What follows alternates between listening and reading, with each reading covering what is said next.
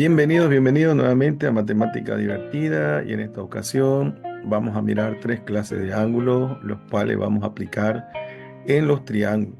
Pero para eso primero conozcámoslos. Tengo aquí el ángulo opuesto, que el ángulo opuesto me indica que hay dos rectas que están intersectadas en un punto.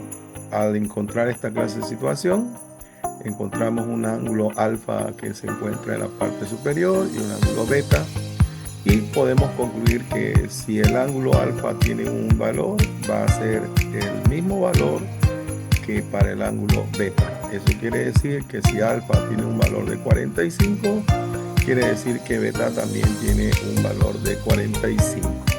Entonces eso se llaman ángulos opuestos. Ahora imagínate que alfa estuviera al lado izquierdo y beta al lado derecho, y le asignáramos un valor a alfa en la izquierda, lo mismo pasaría para beta en el lado derecho. Entonces en los ángulos opuestos encontramos esa situación. Tenemos ahora el siguiente ángulo, que está relacionado por un punto y un lado. Ahora aquí tenemos una recta que pasa por el punto, una recta plana, que tiene un valor o una medida en ángulo de 180 grados, porque es un ángulo plano, que lo conocemos muy bien, pero ha sido seccionado por otra recta que justamente fue unido a través de ese punto, el cual me generó dos ángulos, el alfa y el ángulo beta. Ahora, si miramos bien, tenemos que hacer una operación matemática para encontrar cualquiera de los dos. En este caso, si no tuviera el ángulo alfa, algo tendría que hacer con el ángulo de 180 grados y el ángulo beta. Ya, correcto. Alguien lo ha pensado muy bien y yo tengo que hacer una recta. Así es como encuentro el valor del ángulo alfa. Imaginémonos por un instante que el ángulo beta tiene un valor de 135 grados. Entonces tendría que yo agarrar el 180, cambiar ese valor por el de 135 y hacer una recta, ¿verdad? Así voy a encontrar que el valor del ángulo alfa es ¿cuánto? Perfecto, 45 grados. Muy bien pensado. Eso es lo que tendría que hacer. Ahora, imaginémonos por un momento que alfa no se perdió. El que se perdió fue beta. No, lo sacamos del juego.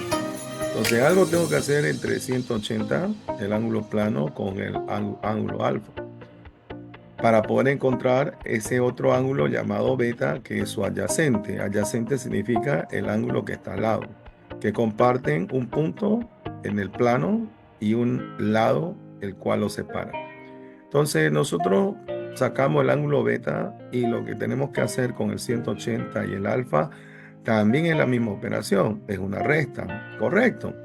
Entonces, imaginémonos por un momento que el ángulo alfa tiene un valor de 45, cambiando los valores. Entonces quiere decir que al restar 180 grados menos 45 grados, el resultado va a ser 135 grados, que sería el valor que se nos ha extraviado, ¿no? Miren qué fácil es poder realizar esta clase de operaciones. Ahora, miremos la tercera clase de ángulos que vamos a estudiar en esta clase. En la siguiente tenemos los ángulos consecutivos, que comparten un ángulo plano, que tenemos acá con una línea de color naranja, que ya sabemos que es una medida de 180. Hay dos lados los cuales comparten estos tres ángulos, alfa, este otro ángulo que tenemos acá, y beta, ¿no?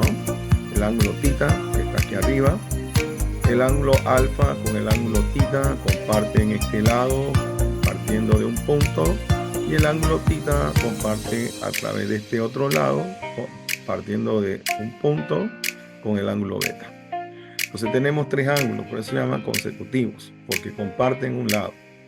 Ahora, imaginémonos que se extravió el ángulo beta. El ángulo tita. Se extravió el ángulo tita. Le vamos a dar valores al ángulo beta de 55 y al ángulo alfa de 65. Y nosotros queremos hallar justamente este ángulo extraviado. Entonces, ¿qué tenemos que hacer? tenemos dos opciones: agarrar el 180 y restar con beta y el resultado restar con alfa.